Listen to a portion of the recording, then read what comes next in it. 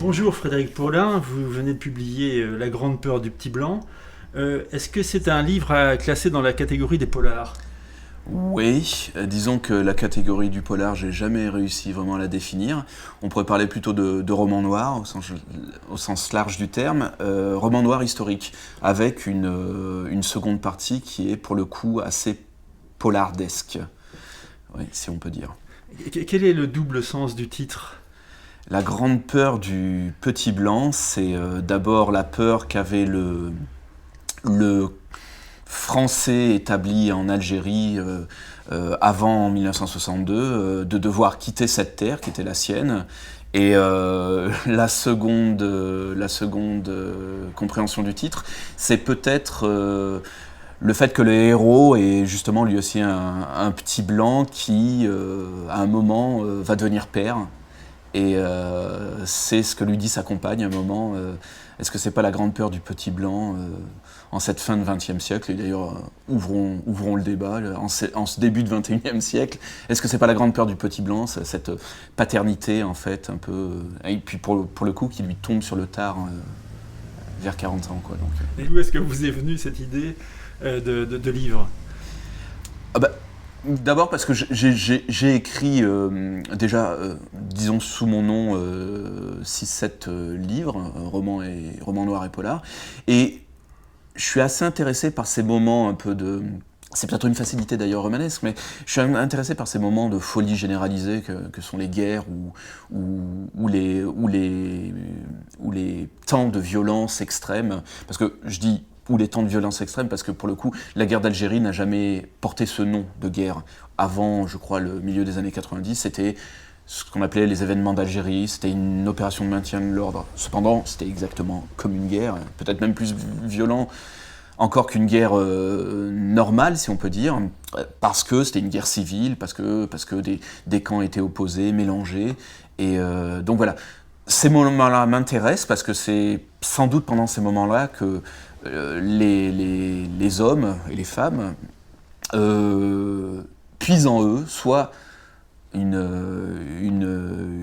héroïsme qu'ils n'auraient jamais trouvé en temps normal, ou alors une crapulerie, une méchanceté qui serait restée sans doute endormie en temps normal. Voilà, j'aime bien ces moments en plus.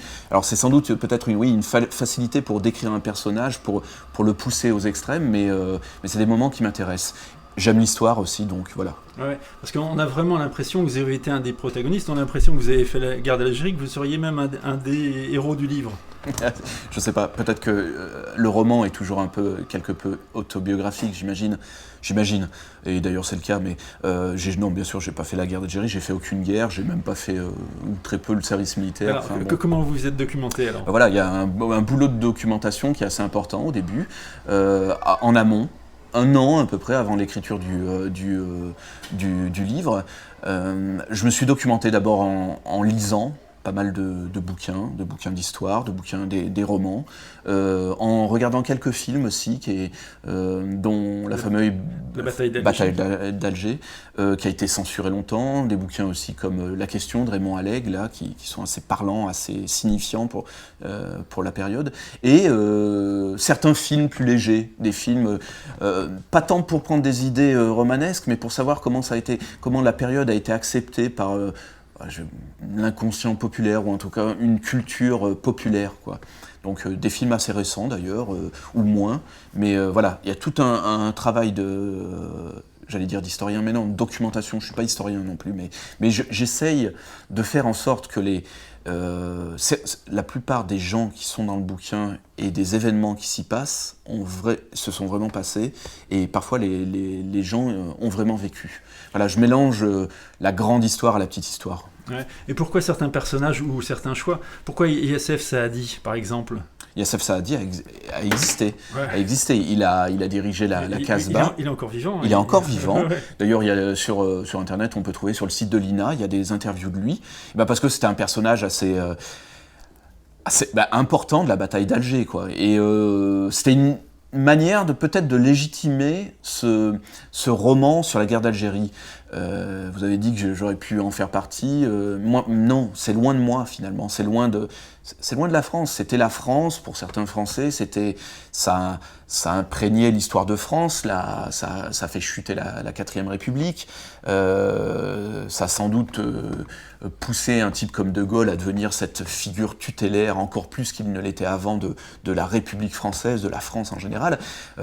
Ça a créé des dissensions qu'on sent encore aujourd'hui. Les harkis, les pieds noirs, certains... Justement, quelles sont les réactions de harkis, de gens qui ont fait la guerre d'Algérie ou d'Algériens même? Moi, j'ai rencontré un Algérien qui a été dans le Constantinois pendant le FLN. Et alors lui, ce qu'il m'en a dit, j'ai essayé de le retranscrire et tout ça. Mais par contre, j'ai pas encore de retour de gens qui ont été vraiment dans le merdier, mais dans la guerre. Parce que le bouquin est sorti il y a 10 jours à peine, et que voilà, il va se faire connaître, et on va voir, effectivement. Je serais assez curieux d'ailleurs de savoir ce qu'en pensent les gens qui ont connu la période vraiment à voir. On attend. Où est-ce que ça se passe pour commencer? Alors, le roman est constitué de flashbacks. Justement, ouais. Il y a un phénomène de flashbacking comme ça, et qui n'est pas duel, si on peut dire. C'est pas 54, 71, 54, 71.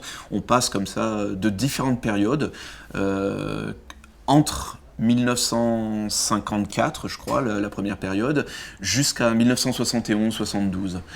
Donc ça se passe en Algérie, dans le Constantinois, du côté sur la frontière algéro-tunisienne, à Soukakras, et à Philippeville, dans le Constantinois. Après, on se déplace vers Alger, à la fin de la guerre d'Algérie, et on va passer après une rapide période à Paris, mais l'essentiel de la deuxième partie, si on peut dire, se passe à Rennes, aux abords de l'usine Citroën d'ailleurs, qui vient d'être construite, et qui est un peu un catalyseur de toutes les aigreurs, de toutes les vengeances et de tout ce qu'il reste de cette guerre d'Algérie. Il se trouve que certains personnages se retrouvent à travailler dans cette usine. De même que dans le précédent livre, rappelez-vous ce qui est arrivé aux dinosaures, on a l'impression que vous connaissez parfaitement le terrain. Par exemple, pour ce précédent livre, on a l'impression que vous avez travaillé avec la BAC, on a même l'impression que vous êtes rentré dans la Ford Mondeo grise. La fameuse Ford Mondeo grise de la BAC de Rennes. Ouais. Et donc, on a l'impression... Alors, c'est assez curieux parce qu'on a une autre vision de Rennes. C'est vraiment pas une vision de l'office de tourisme. On a une impression... Enfin, on a des flics qui sont un peu véreux, on a des dealers. Enfin, où est-ce que vous allez puiser tout ça? Ça existe? J'imagine que d'abord ça existe. Pour le coup, moi je fais du roman, je fais pas du reportage, je fais pas du documentaire historique. Mais il y a un côté très réaliste, assez étonnant. Ouais, moi je pense que le roman noir et le polar sont des littératures qui doivent rester armées, qui doivent rester engagées, si vous voulez. Donc c'est aussi une manière de décrire un quotidien qui n'est pas forcément très rose, et surtout une société qui, à mon avis, tourne mal. Donc dans ce roman noir, on trouve aussi des héros qui sont plus pourris que les soi-disant mauvais garçons qu'ils pourchassent et tout ça. Donc oui, les frontières ont tendance à un peu s'effacer, mais finalement, comme dans la vie réelle, quoi. Donc non, j'ai pas été avec la BAC. Par contre, je me suis pas mal documenté, j'ai lu des témoignages. Non, j'ai pas été en Algérie, mais j'ai lu des témoignages, je me suis documenté. Voilà, c'est ça, cette volonté. Moi, j'ai un peu cette marotte de vouloir coller un peu assez près à la réalité. Alors, une chose qui est un petit peu curieuse, les flics sont assez inféodés au pouvoir. Et le pouvoir à la mairie de Rennes, dans votre livre, ou même peut-être dans les deux livres, c'est une mère, une femme mère. Est-ce que c'est par anticipation ou... C'est par anticipation, c'est même par trop rapide anticipation. En fait, c'est pas du tout la possible femme mère qui pourrait être élue aux prochaines élections. Mais il se trouve qu'à l'époque où j'ai écrit vous parlez des polars, rappelez-vous ce qui est arrivé aux dinosaures et Pour une dent toute la gueule, donc les deux précédents livres, oui, Edmond Hervé était sur le départ. On savait qu'il allait partir, et pour le coup, sa première adjointe s'appelait Nathalie Appéré, et je pensais qu'elle allait tout de suite passer, donc j'ai mis une femme mère, mais bon, c'est un clin d'œil. On verra ce qu'il en est en juin prochain. Alors, vous parlez justement de Pour une dent toute la gueule. D'ailleurs, d'où est-ce que vient l'expression ?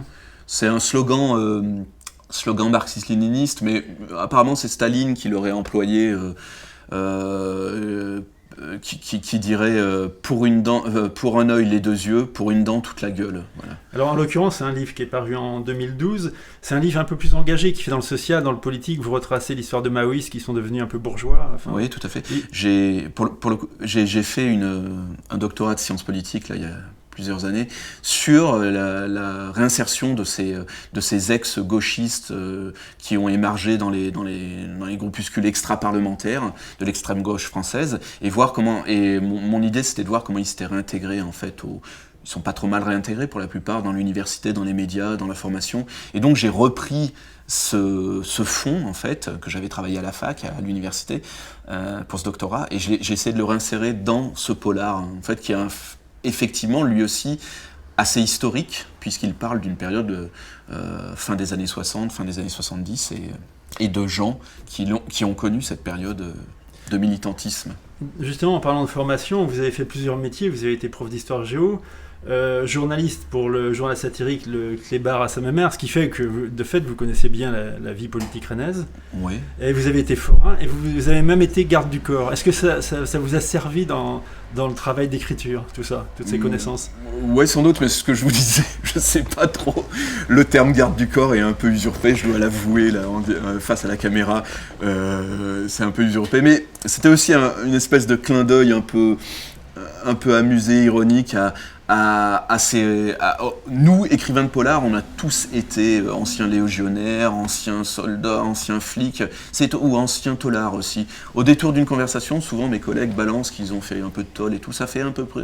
Moi j'étais garde du corps, Enfin bon, on a tous fait plein de choses, et écrire, faire du roman, c'est aussi parler de toutes ces expériences mélangées, quoi. Donc, effectivement, ça doit me servir d'une certaine manière, quoi. Je ne saurais pas, il faudrait que je m'allonge sur le divan du psychanalyste pour sortir vraiment de ce qui est vrai, ce qui est faux, et puis de... Mais oui, je me sers de mes expériences passées, c'est certain. Ouais, certain. Vous parliez de ça tout à l'heure, des flashbacks et des choses comme ça. Et effectivement, il y a un procédé cinématographique. On voit par exemple dans les pendus du Val sans retour, ça ressemble beaucoup à un scénario. Par exemple, vous décrivez aux abords du château de Compère, Brocéliande, début décembre, ou TGV Paris-Rennes, mi-décembre. Ouais. C'est vraiment des procédés de cinéma, ça. Oui, c'est vrai. Alors... On me le dit souvent, je ne suis pas le seul, des romanciers en polar à faire de l'écriture très cinématographique, mais j'imagine que d'abord je suis influencé aussi par moi j'ai beaucoup lu de romans de gare, de ce qu'on appelait des romans de gare, mais ce qui est aussi la série noire des années 70-80, Jean-Patrick Manchette et tout ça, qui eux-mêmes étaient férus de cinéma. J'ai aussi beaucoup vu de films, et ma culture est sans doute fait de films, donc de romans de gare, de choses très cinématographiques, ou en tout cas très facilement retranscriptible sur pellicule. Et donc c'est sans doute cette volonté, je sais pas, je trouve que oui, il y a un procédé assez... C'est assez visuel. J'essaye de faire de mes chapitres, de mes paragraphes, des images également. Il n'y a pas si longtemps que ça que vous avez commencé à écrire, du moins un rythme aussi soutenu, puisque depuis quelques années, là, vous y allez, c'est 1 ou 2 par an. Ouais, c'est 1 ou 2 par an, ça dépend des années, effectivement. Oui. Ouais. Est-ce que, alors vous n'êtes pas le seul à Rennes, est-ce qu'il y a eu une véritable émergence de la scène du polar rennais ? Oui, mais j'imagine que dans toute ville de l'importance de Rennes, ça doit exister, plus ou moins. Alors que ça soit du polar, que ça soit même de la poésie, je pense qu'on pourrait faire des scènes littéraires. Il se trouve qu'à Rennes, j'ai croisé, il y a quelques années, plusieurs écrivains de polar sur différents salons, et qui étaient des environs de Rennes ou des environs. Et un jour, on s'est dit, comme ça, quelques-uns, si on crée une espèce de scène du polar rennais. Est-ce que ça crée une émulation ? Ouais, sans doute. Lorsqu'on a créé Calibre 35, voilà, maintenant on est 12 au sein de Calibre 35, il y a une émulation. Oui, parce que on a certains d'entre nous qui étaient édités chez des tout petits éditeurs qui étaient très peu distribués, se retrouvent maintenant chez des éditeurs mieux distribués. On a aussi on se retrouve souvent dans les bars, enfin de temps en temps comme ça, et puis on discute aussi de contrats, on discute de possibilités de salons intéressants à faire. Donc il y a une espèce d'émulation. Et au-delà de ça, je dois dire que, je le dis souvent, voilà, à 40 ans, je ne pensais pas redécouvrir un cercle d'amis comme ça. Et certains des gens de Calibre 35 sont devenus des vrais amis, des vrais potes, quoi. Et ça, c'est pas rien aussi. Dans une 4e de couverture, vous dites que vous êtes breton pour toujours. Ça veut dire quoi ? C'est une bonne question. Disons que je suis bien en Bretagne. Je dois dire que cette 4e de découverture a été faite par mon éditrice à l'époque. Vous parlez sur les pendus du Val sans retour. Elle-même n'est pas bretonne, mais on en avait discuté, tout ça. Je viens de Paris, moi j'ai vécu 20 ans à Paris, et puis là ça fait plus de 20 ans maintenant que je suis en Bretagne, et je dois dire que je m'y sens bien, pour différentes choses, parce que, d'abord parce que la Bretagne est une belle région, d'abord parce que les Bretons sont intéressants, sont pas toujours super sympas, hein, il faut pas non plus être angélique, mais sont intéressants, il y a une histoire bretonne qui est stimulante, il y a des mélanges. Il y a des mélanges, il y a des ports, il y a des gens qui sont venus, qui sont repartis, il y a des villes universitaires aussi, les étudiants viennent, repartent, il y a une espèce de mélange, et puis culturellement, ça bouge la Bretagne, c'est un truc intéressant, c'est un truc... au sein de Calibre 35, il y a un type comme Franck Darcel là, qui prouve que cette Bretagne, depuis les années 80, vit sur différents modes culturels, et ça c'est intéressant. C'est intéressant, et je pense que même si actuellement, là... on a l'impression que la Bretagne, économiquement, est en train de traverser une dure crise. Je ne sais pas trop ce qu'il en est. On parle des bonnets rouges. Je ne sais pas trop si c'est bien. Je ne veux pas polémiquer trop. Mais le breton n'est pas muet, quoi. Il n'est pas muet. Enfin, quand il faut gueuler, il gueule. Et puis, mais pas trop non plus violemment. On est aussi dans une espérance un peu de la discussion, du discours. J'aime bien ça. Les Bretons sont discursifs, disons.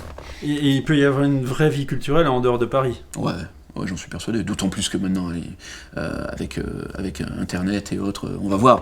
Moi, je pense qu'il y a un truc qui est en train d'évoluer en littérature, c'est ma partie, mais oui, il y a des éditeurs qui vont pouvoir vivre en province, comme avant, ils devaient aller à Paris, être dans les beaux quartiers pour vivre. Non, c'est plus le cas. Je pense qu'il y a une vie culturelle qui peut exister en Bretagne, en dehors de Paris, et qui va exister, oui. Et une question qui est un peu en dehors, est-ce que le livre a encore de l'avenir ?